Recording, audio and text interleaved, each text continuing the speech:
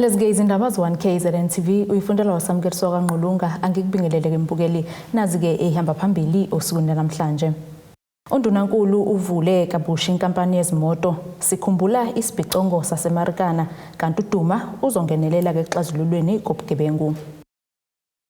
Undunankulu wesifundazwe nomsadube Ncube uthi ke njengohulumeni bajabule ke ngokuvula kabusha kwenkampani yezimoto iToyota Isibhicongo njengoba ke bekholelwa ukuthi ke idlala indima enkulu ukuthuthukisa umnotho wesifundazwe. uDube Ncube usho lokhu ke kade kuqhubeka uhlelo lokuvulwa kwayo njengoba kwalimala ke amathuluzi amaningi okwadala ke izikhukhula zango-April. Njengoba uhulumeni wesifundazwe eqhubeka nokwenza izinhlelo zokubheka ukuthi ngabe iziphi ezinye indlela abafukula ngayo umnotho, namhlanje uhambele inkampani yakaToyota ekhiqiza imoto kulandela ukuthi yakhahlamezeka ngesikhathi sezikhukhula njengoba ziningi izinto ezalimala. Undunankulu uthi ukuvula kwabusha kwale nkampani nokwakhiwa kwabusha kwamaplant wayo kuzokwenza omkhulu umehluko kumathuba emisebenzi kanjalo nokulekelela ukukhuphula umnotho osanda kulimala. Sijabule kakhulu ngalokho kwenzakalayo lapha namhlanje kwaToyota. Siyazi ukuthi uToyota South Africa uyenye yezinkampani ezinkulu lapha eNingizimu Afrika kodwa nalapha kwaZulu Natal. So siyathobeka kakhulu ukuthi babe ne-confidence kuthina njengohulumeni kanye nesifundazwe ukuthi basafuna ukuthi baphinde basebenze lapha kwaZulu Natal, futhi bafuna ukuthi inkampani yabo iphinde futhi ikwazi ukuthi idlondlobale ikhule nama extensions abazowenza kanye nokusebenzisana nathi. Okunye akuvezile ukuthi sicela basenza kule nkampani ngokuthi iJapan okuyena elekelela kakhulu ekhiqizeni lezi moto kube ukuthi ezinye imoto ezintsha zenziwa kulesi sifundazwe. Uthi lokho kwenza omkhulu umehluko njengoba ziningi izinto ezenzakalayo ikakhulukazi amathuba emisebenzi. Uthi bakubonga kakhulu ukuphasiswa kwaleso sicelo sabo njengoba sesindlala indima enkulu kuyimanje. Ngonyaka odlule iminyaka emibili edlule saba nezingxoxo nenhloko office labo eJapan lapho sabacela ukuthi sicela balethe ezinye imoto zizokwakhiwa lapha eSouth Africa lapha kwaZulu Natal. Nangempela bavuma ukuthi benze njalo. Namhlanje sesibona imoto ezintsha ezakhiwa lapha kwaZulu Natal. Lokho kuthina kuchaza ukuthi uma kukhona imoto enje yakhiwayo kuba namathuba omsebenzi amasha abakhona lapha kulemboni, but also nomnotho nje uyaqhubakala because saba nesivumelwano sokuthi siyafisa ukuthi emalokishini nasendaweni zasemakhaya babe khona abantu abadayisa ama-parts. Ongumphathi wale nkampani uthi ziningi inselele ababhekene nazo ngesikhathi besalungisa yona lemboni. We really suffered from the devastating floods on the 12th of April, and there was an incredible amount of damage to our plant. We ended up with over 1.5 meters of mud over the entire 87-hectare site. But today we're very pleased to announce that we are back. We're back into production. We've restarted all our production lines and our component export lines. So this was a very, very big milestone for us. Of course, we're not back to full production, but we'll certainly get there in the near future. Kusenjalo bekade kwenzeka osuna namhlanje ukuthinta uhulumeni ungqongqoshe wezomsebenzi yomphakathi kanjalo nengqalazinda nayo bekade ihambele khona eSiphingo kodwa ihambele esikhumeni sezindiza samasosha nakhona yobheka ingqalazinda ukuthi ngakube isihambe ibanga elingakanani. uDelila kuvezile uthi kuyabajabulisa ukuthi kuyimanje lukhona ushintsho lwenzakalayo ikakhulu ngokuthuthukisa ingqalazinda ngoba bafuna uqinisekisa ukuthi kufika izimvula zasehlobo kube ukuthi zonke izinto sezilungisiwe. We've come back to just inspect the repairs. We are very happy with the repairs that they've done so far.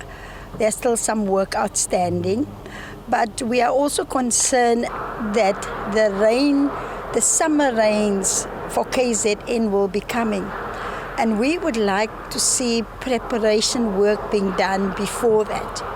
So we've asked that all the storm water drains be cleaned out, all the gutters be cleaned out, and that they need to be putting measures in place to prevent the flooding. The cost so far for the Air Force Base and some of the other government buildings, we've already spent more than 10 million rand. Kude bohosibisi eThekwini. Njengoba ke namuhla kuhlangana ke iminyaka eli10 kwenzeka isibhicongo sokubulawa ngehluku kwabasebenzi basemayini iLone Mill Platinum eMarikana. Umhlaziyi wezombusazwe uKhanya Velakazi uthi ke ngeshwa okubhikishelwa yilabasebenzi kusabonakala ke ezindaweni eziningi kuleli njengoba abasebenzi bebhikisha mihla namalanga ngenxa ke ungagcoliseki ngemholo kanye nezimo kabasebenza ngaphansi kwazo. Ngakho ke akukho kushintshile kule minyaka eli10. uVelakazi ke usho kanje njengoba ke kukhunjulwa usuku abasebenzi ke abangaphezu kwama40 babulawa ngehluku bebhekeneke namaphoyisa kule ndawo. 12,500 sesiphindele emsebenzini. Sizothi siye emsebenzini makuzi 12,500. Lezi ngezinye zezinto ezayifunwa abasebenzi bemayini iLone Mill ngesikhathi bebhikisha ngosuku lwanamuhla ngonyaka u2012. Namuhla kuhlangana iminyaka eli10 kwenzeka isibhicongo sokubulawa kwenqwaba yabantu kulababhikishi, kanti umhlaziyi wezombusazwe uvezeke ukuthi ingqinamba ezayibhekene nalabasebenzi zisekhona namanje eindaweni ezahlukahlukene kuleli. Okusemqoka ekumele sikukhumbule ukuthi lokho ababekubhikishela sisakubona kuvela kwezinye imayini. Akukho okuningi okusashintshile uma kufika ezimweni zokuhlala nezimali eziholwa abantu basemayini, ukubandakanya khona ukuthi labantu laba ababalekile emayini wona ama rock drillers okuyibona labantu abayaphansi komhlaba beyomba lama precious metals. Bibona uma kubukwa abantu abahola emayini abahola kancane kodwa ibona abasebenza kakhulu.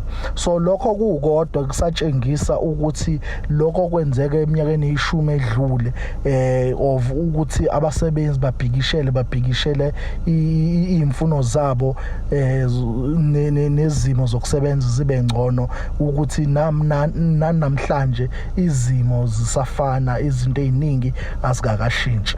Kuzokhumbuleka ukuthi umbhekisho walabasebenzi wabe uneyinsuku uqalile ngaphambi kwalesi sigameko, njengoba ke phakathi komhlazi li10 kuya kumhlazi li15 kwaseke kudlule emhlabeni abantu abali10 okwabeke kuyisebenzi ezine, onogada ababili bemayini kanye namaphoyisa amabili. Ngesikhathi kwenzeka lokhu, imayini ke yabe yenganyelwe iLone Mill yabeke isithengwa ngabesibanye Stillwater ngonyaka ke u2019.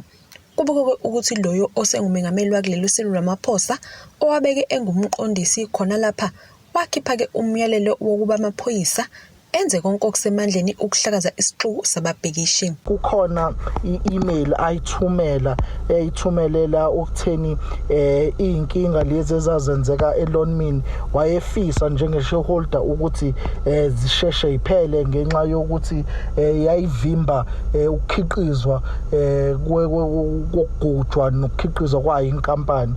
So wayecelile ukuthi lesigeme sisheshe siphele.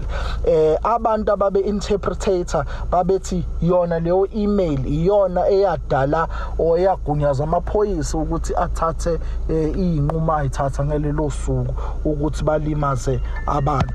Kodwa sokhumbula ukuthi izinto ezavela kwiCommission izona nama findings akhona iwona abalekile ekutheni abantu bomphakathi kumele babuke kuona ukuthi yini eyenzeka nokuthi yini ekumele ukuthi yenzeke kulezi inkampani ukuthi sigweme izimo ezikanje ukuthi ziphinde zenzeke. Bekhuluma ngesikhathi kuqhubeka isikhumbuzo eRustenburg namuhla abayisulu bathi ke bayafisa lolu suku lwenziwe iholide nomengameli ayivakashele le ndawo njengoba ke ehlale ebonakala ehla enyuka kwezinye izindawo lapho ke kusuke kwehle khona Isibhicongo futhi ke azoxolisa.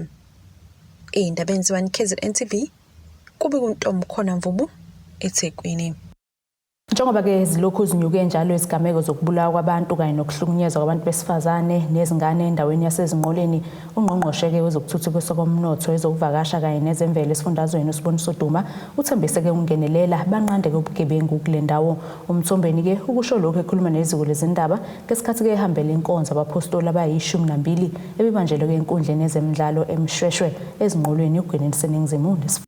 Uthembisa ukusukumela phezulu banqanda isihlava sobugebengu endaweni yasezinqoleni, ungqongqoshe ozokuthuthukiswa komnotho, ezokuvakasha kanye nezemvelo esifundazweni uSiboniso Duma.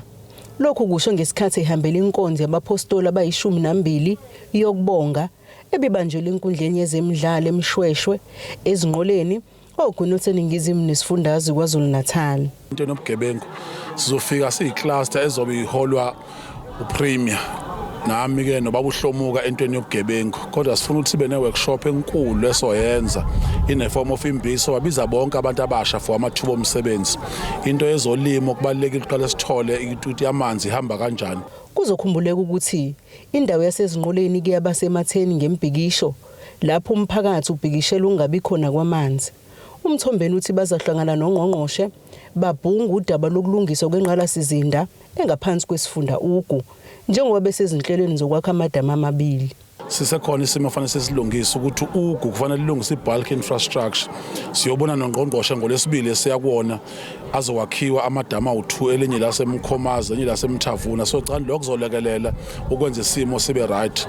Kubalekile ukuthi silethe imboni nasendaweni kuyaseyingolweni in particular sikwazi ukuthi isimo sakhona sibe ngcono. Usihlalo wenhlangano yabefundisi ngaphansi kweRenkonyeni uphinda abe yinduna yesigodi saseMbeni uthi banazi izinkinga kule ndawo ngakho bayadinga ukungenelela kwezinhlaka zezenkolo.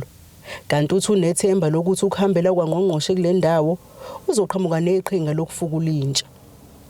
Kule ndawo ubuningi ubugebengu ukubulalana osekusiqakile kakhulu kubulawa abantu abasemazingeni osomatekisi nabo bonke ubuholi kuyabulawa nje kubulawa nabantu abadala nabantu abangomama.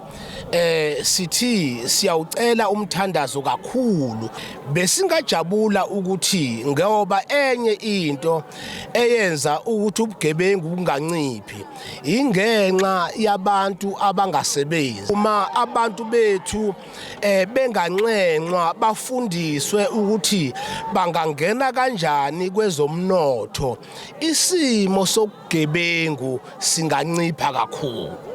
Ibandla lamapostoli libe selipha umthombeni isipho sengubo kanye nezinye izihambeli ebeziyingxenye lenkonzo.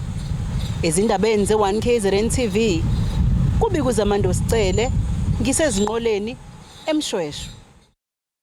Usekela meya kumasipala iTheku uPhilani Mavundla usechitheke izisolo zokuthi ke uyathinteka kwigama lomuntu okumele aqokwe njengomphathi kumasipala iTheku ehlangene ke nezinye iziphathimandla okubalwa ke nezisolo ke ezithi ke unkosikazi wakhe usethengelwe ke nemoto ukuze ke ezonxenxa kuqoke ke lo ofunwa abathize beANC. Mavundla ke usho lokhu kwisithangamsa bezindaba besibanjele eThekwini.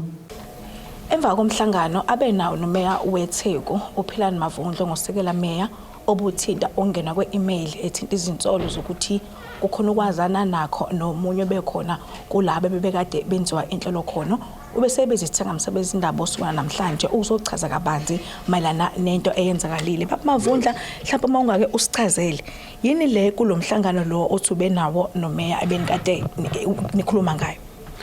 Sibingelele kunezinto ezimbalwa ezithusayo mawujebheka kodwa ezibalekile ukuthi asikwazi ukuhlala sizibe engazuthi akekho ozenzile lezo statement.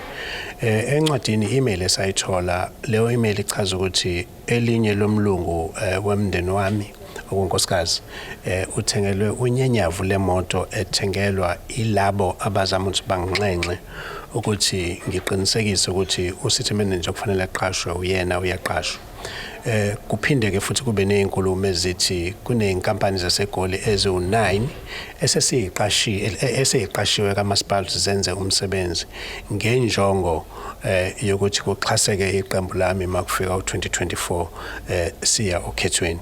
Nabanye ke abaningi ababaliwe njengayo yonke nje amalungu epanel lenza lo msebenzi nalo futhi kushiwo ukuthi hayi khona okuncane esesikhotisiwe kona okwenza ukuthi sisukumeke ukuthi sicacise nje ukuthi hayi amampunge nje lawo amanga nje akuhlaza lawo lo oqala lezi inkulumo iqala ngoba efuna ukuthi singaqashi uCity manager kuphela kwenyanga. uCity manager mase siqedile yonke iprocess esiyenzayo sizomqasha. Kodwa ke futhi ke thina ukubeka kwethu la sibeka khona sibika esikhungweni esikhulu somkhandlo okuyi Exco bese Exco iyobika kwi-council oqhubulayo mayisihlala ukuthi konke lokho kuzokwenzeka mangabe kuphela lenyanga. Sibona ke kwama indlela nje zokuza namathizithizeni ukuthi sicindezeleke emsebenzini omuhle siwenzayo. Ngikholwa ukuthi kubantu ababekhona kwipanel kade kwenziwa ama-interview zonke ezinye inhlangano nasezinye wamaqembu ezepolitika bekade malelekile ngokuba kwama-members lawa we-ESCO. Lokho ukuthi kuze kuvele mhlawumbe kakhulu kubonakala ngathi kugqama kwelakho igama usola ukuthi ngabe kukuthinta ini. Embonweni wami njengomavundla ngibona kuyipolitiki nje eshibhile ehamba nomona ehamba nokuzama ukucekela phansi igama lami. Akuyona into elula ukuthi yenzakala sekungithatha iminyaka ukuthi ngilakhe lizohlala lento eliyona kodwa ke neqiniso kufanele sibe siphumela obala silenze ingakho sithe siphumela obala sichaze ngabe khona into esizoyifihla mhlawumbe umunye bezoyithatha ifaya phansi kwamantrust sithethe nasokwenza soyithatha nje sibeke obala abafuna usibuza imibuzo siyiphendule ngoba akukho esifuna ukufihla. Okugcina kwaphazamiseka ngaphambili ukukhetho kwaCity manager. Ingabe lokho singabona kuphinde kwaseqeleni? Angeke kuze kwenzeke kulesikhathi esikhona futhi makuloko kuvela into eyifunzelesi mayike yavela enekhanda nomsila noma ngabe faya ngikwenze ngemali yami ngihamba ngenkantolo ngiyoqinisekisa ukuthi lokho ngiyakulwela abantu basethu ufa bemtholile uCity manager kumnyama kubomvu kodwa futhi lokho kufanele kwenziwe ngenqubo okuyiyona kwenziwe ngobuqiniso loyo okuyena obukeka umfanele umsebenzi kuba uyena wenza umsebenzi. Siyabonga baba. Sibonga kakhulu. Njengoba izwe lakhe uyena usekela meya kumasipala iTheku Philani Mavundla bekade ichaza mayelana nezinsolo kakhulu ezithinta igama lakhe nge-email engenile ngobuhixihixi mayelana nokuqoka kaCity manager waseThekwini. Zokhuluma ngaphambilini lwahoxiswa loluhlelo kusola ukuthi kube khona ukuqhambukelwa kwepolitiki okungazeki ukuthi ukuvela kwayo le email ingabe izophinde yini kuphazamise ukhetho kwayo City manager kumasipala iTheku. Kutebo Khosibisi eThekwini. Asike sithishelele etolo sizobuya futhi nazo indaba zethu.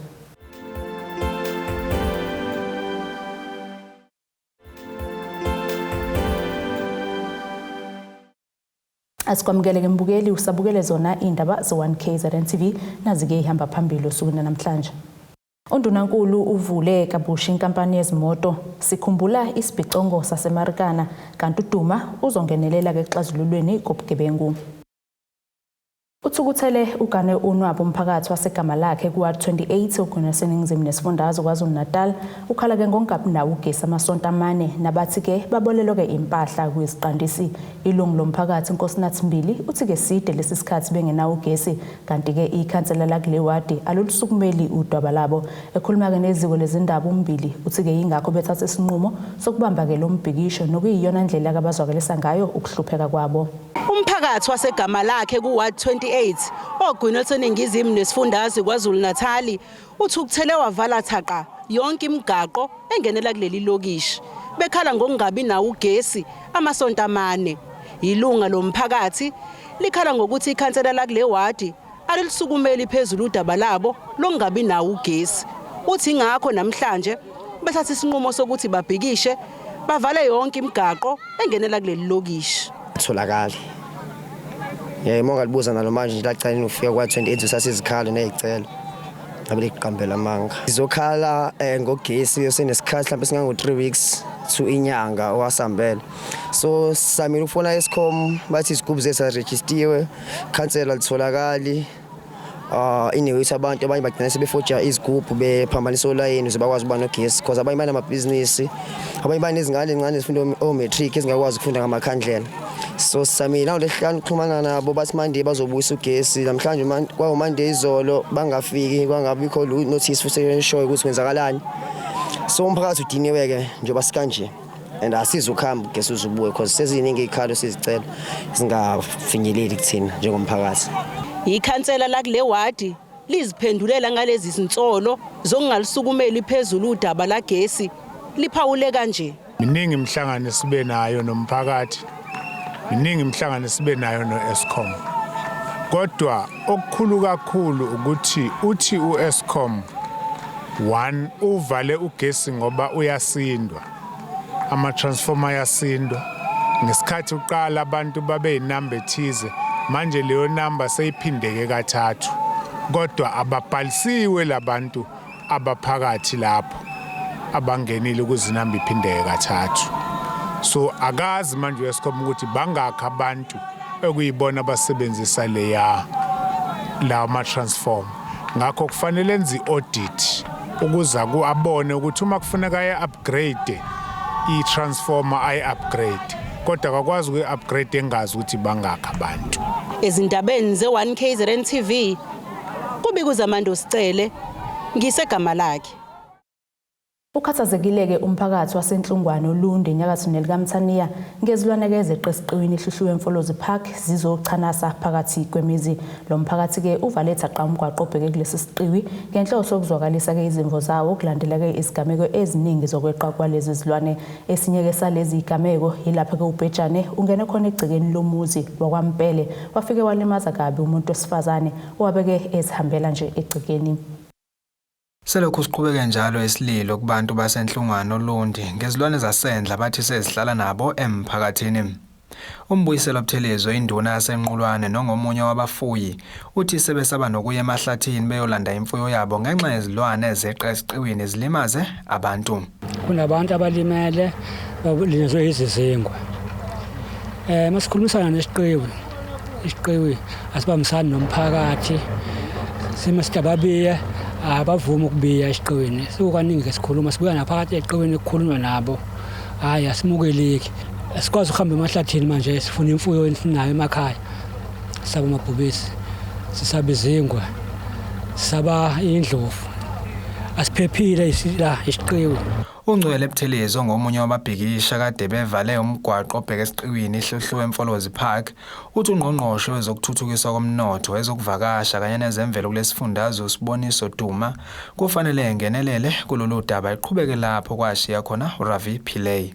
Siyafisa ngathi nongqongqosho khona uDuma engake sondele kithi ezosilekelela ngoba uPillay asikholwa ukuthi uhambe nakho abekubhalile nabekukhulumile nomphakathi wakithi kodwa kuphume yena uphiko namafayile uzowafice khona ungqongqosho engathi ngake sondela abanamandla ukuthi ezwe naye akake sondelwe ngoba isiqiwa sisiphethe kahle into ebhlungu kunomkhwanazo ethi mayifike esigamekweni efike ekhiphela abantu isibhamu kangangokubuya adubula okubhlungu uze wabasongela abantu bendawo wathi wasemtuba yena uyadubula. Okhulumela ikomiti elwela ukuphepha kwabantu enhlungwane ukhala ngobungozi obhekene nezingane zesikole njengoba ethi sebahlala neBig 5 kule ndawo.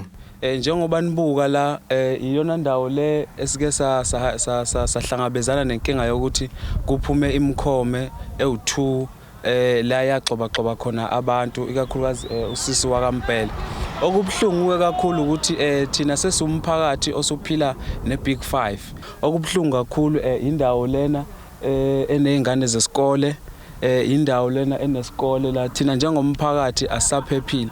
Asakwazi ukuthi siyotheza ngoba abantu siphila ngokuthi makuthiwa siyapheka siyabasa phansi siyatheza inkuni sinalo nkinga leyo. Kanti ke imizamo yokuthola ukhulumela ezemvelo wildlife kulesi sifundazwe uMusa Mtambo ayiphumelelanga kwaze kwaba udaba silifaka emoyeni. Ezindabeni ze1KZNTV ngingumqondisi Miyeni ngibika ngisolundi.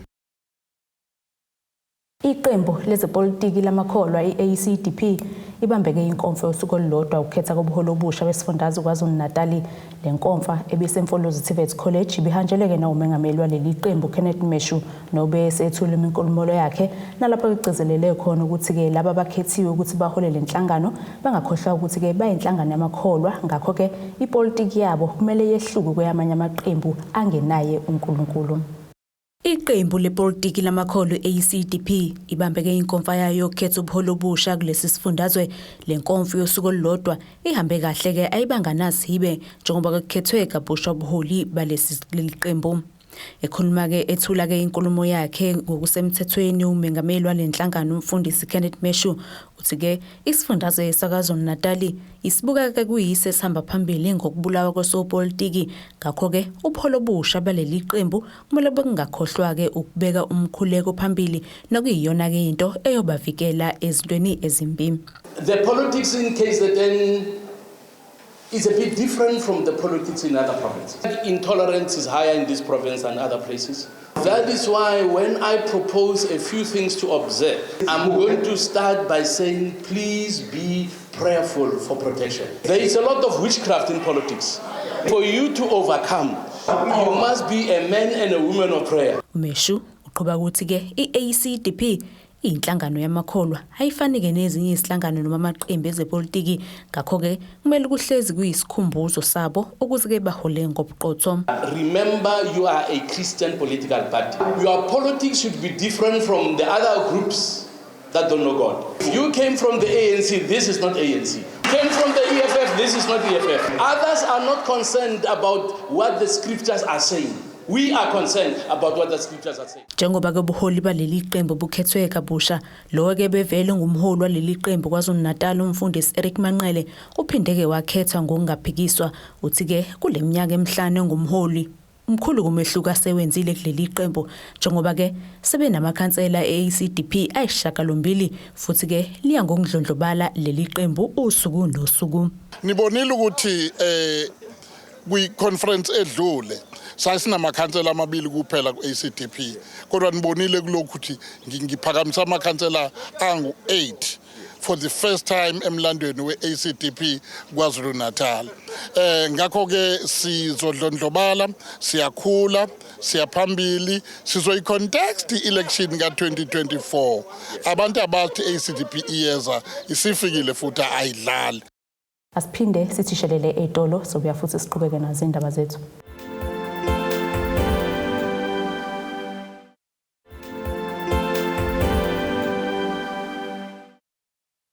Asiphinde sikwamukele kumbukeli usabukele zona indaba z1KZNTV nazi-ke besithi zona ehamba phambili osuku namhlanje. Undunankulu Uvule Kabusha Inkampani Yezimoto Sikhumbula Isibhicongo Sasemarikana kanti uDuma uzongenelela ke exazululweni kobugebengu. Ake sibheke ke engosini yezomnotho.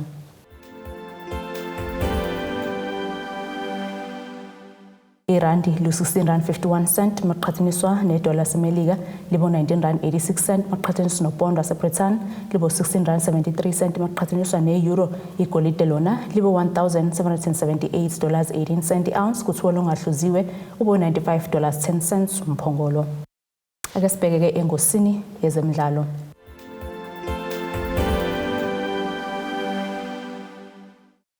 Umakade bona womgadli osanda ke ukujoyina iTX Galaxy uBernard Parker usexeke izinkulumo ezingehli kahle ezibhekiswe kubadlali sebekhulile ngokweminyaka. uParker ke uthi ke umdlali kufanele ke agxekwe uma ke esehluleka ukudlala kungabhekwa ke iminyaka yakhe. Kuzokhumbuleka ukuthi lo mgadli oneminyaka engama-36 ubudala usanda kudedelwa iKaizer Chiefs ngemuva kokuphela kwenkontileka yakhe naleli qembu njengoba ke sesimbona ke esivumbuka kwiGalaxy. Nasike isimo sezulu esingalendeleka.